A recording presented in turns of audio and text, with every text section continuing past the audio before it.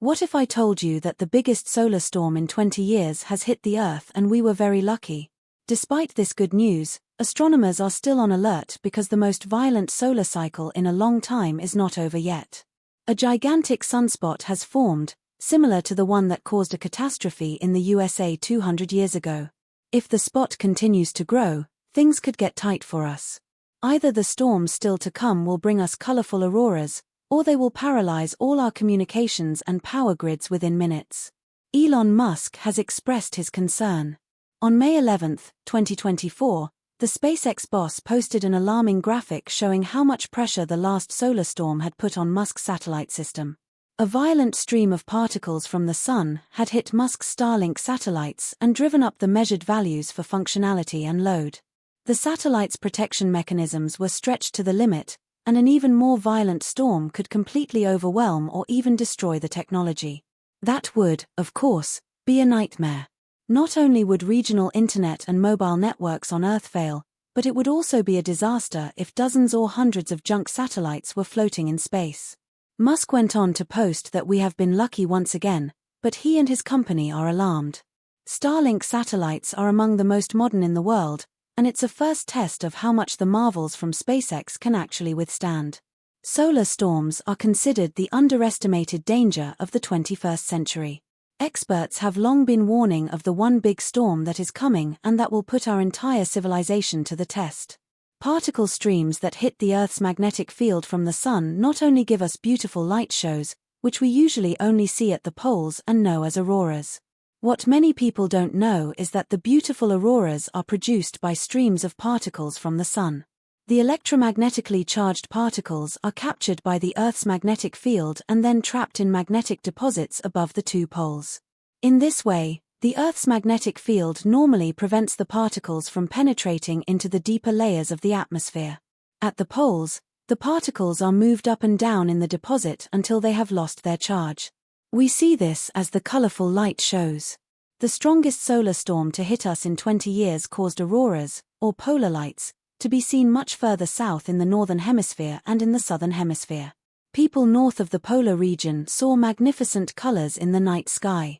Auroras shimmer in green, purple, blue, orange, and sometimes red.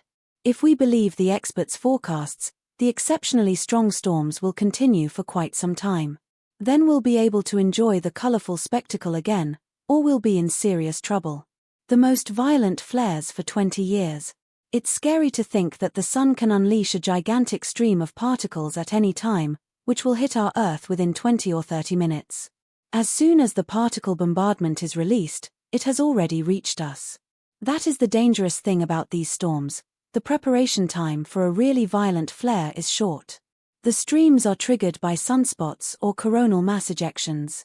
Sunspots are temporary areas on the surface of the sun that appear darker than their surroundings due to their lower temperature. They are caused by strong magnetic activity inside the sun, which suppresses convection processes.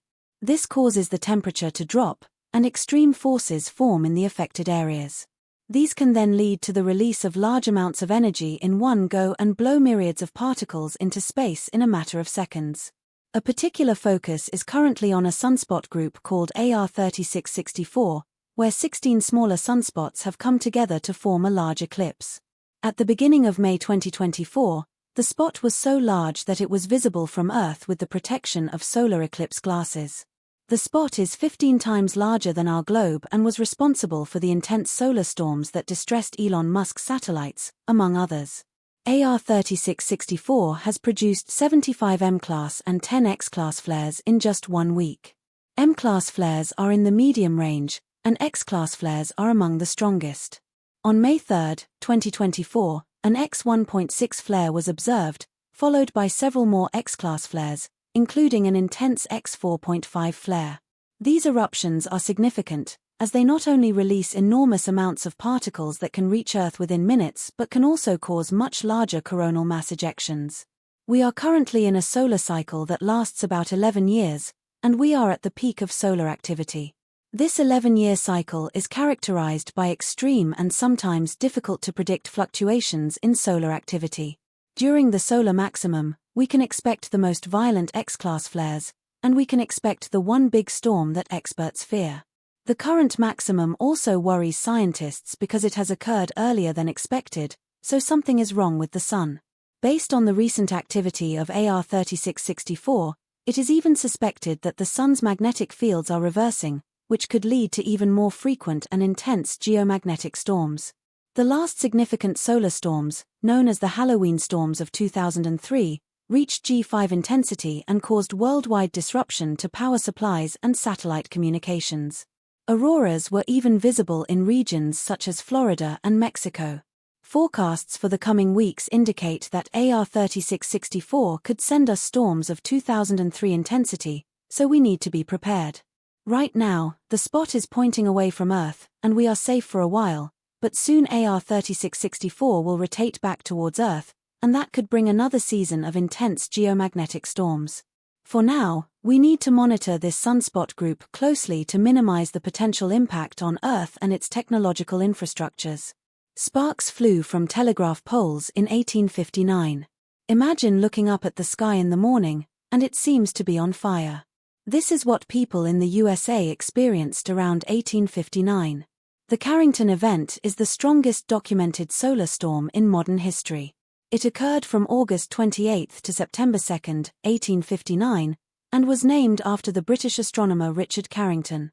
On the morning of September 1, 1859, Carrington and his colleague Richard Hodgson independently observed an unusually bright flash of white light on the surface of the Sun. This was probably the first time that astronomers had witnessed a so-called solar flare. This solar flare was part of an enormous sunspot region that triggered strong geomagnetic storm activity. The coronal mass ejection reached Earth within about 17.6 hours. This rapid arrival was due to the enormous speed and energy of the ejection. People all over the world saw the effects of the extraordinary geomagnetic storms. They produced spectacular auroras that were seen in Europe, North America, and even as far away as Cuba and Hawaii. In the southern hemisphere, the southern lights shone as far as Santiago, Chile, and Queensland in Australia. In the USA, the Carrington event caused considerable disruption to the telegraph infrastructure, which was the most advanced means of communication at the time. Telegraph systems failed. Sparks flew from telegraph wires, and the surrounding area caught fire. The consequences were fires and damage to telegraph equipment, which was dramatic at the time. Many telegraph systems were destroyed by the charges, while others ran completely without any additional power supply. The energy from the solar storm was enough to supply some devices with sufficient power. The effects on the technology of 1859 were dramatic but minor compared to the risks of today's civilization. If a similar event had occurred today, the consequences for our thoroughly technologically dependent society would be fatal. Satellites, power grids, GPS systems, and communication infrastructures would be severely compromised, and it's estimated that the economic damage could run into the trillions of dollars.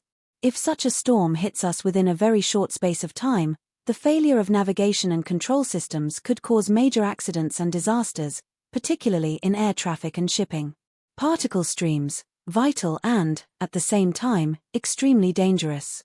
The Carrington event shows very well that solar storms and coronal mass ejections are actually harmless. They do not harm us humans and do not destroy anything in nature. It's only our technology that causes problems. The Earth has probably already experienced thousands of these violent storms. Solar storms occur practically all the time due to the intense magnetic activity that is quite normal on the surface of the Sun. These activities lead to the somewhat more harmless solar flares and the larger coronal mass ejections. A flare appears as a sudden bright eruption of energy on the Sun, resulting from the release of magnetic energy in the Sun's atmosphere. This energy consists of light and high-energy particles and can be released as a small burst within a few minutes, or such a flare can drift out into space for hours. Coronal mass ejections, or CMEs for short, on the other hand, eject large clouds of magnetized plasma. Normally, such ejections are rather slow, and they reach the Earth within a few hours or days. In 1859, the energy of the CME was so great that the plasma cloud reached the Earth in less than 20 minutes, so this was truly an exceptional event. And yet, We must expect such an unusual stream of particles to hit us again at any time. That can be worrying. Particle streams can be dangerous for us, but they are actually good. The streams, consisting of protons, electrons, and heavy ions, are practically omnipresent. They contribute to space weather, carry energy through space, help shape our climate, and the virtually continuous flow of charged particles emanating from the Sun's outer atmosphere forms the heliosphere that envelops us and protects the solar system from interstellar cosmic rays. Without these particles, we would be unprotected from the intense radiation of the cosmos, and life would very probably not be possible. If we want to protect ourselves from this actually harmless and even good natural phenomenon, we need to safeguard and improve our technologies. Is it possible to protect against solar storms? Did you know that all modern satellites are built to be extra resistant to space storms and flares? Modern satellites and power grids are already designed to remain resilient to strong electromagnetic fluctuations. However, this only applies to a small proportion of satellites and power lines so far. Many networks and devices are still outdated and are more likely to give way in the event of a strong storm. Governments around the world are therefore also concerned and are taking the threat seriously. Electricity companies are constantly working on new technologies to protect their grids, substations, and power plants as much as possible. A prominent example of a storm that paralyzed an entire power supply is the geomagnetic storm of 1989, which hit the region in Canada in particular and paralyzed the entire power supply there for a whole day. Satellites orbiting the Earth are the most exposed to the Sun's high-energy particles. The same also applies to the International Space Station, ISS, and the spacecraft that supply it. The particles can damage electronic components and lead to serious malfunctions in space. Even minor accidents or failures can quickly become life-threatening, which is why Musk and NASA fear storms like these.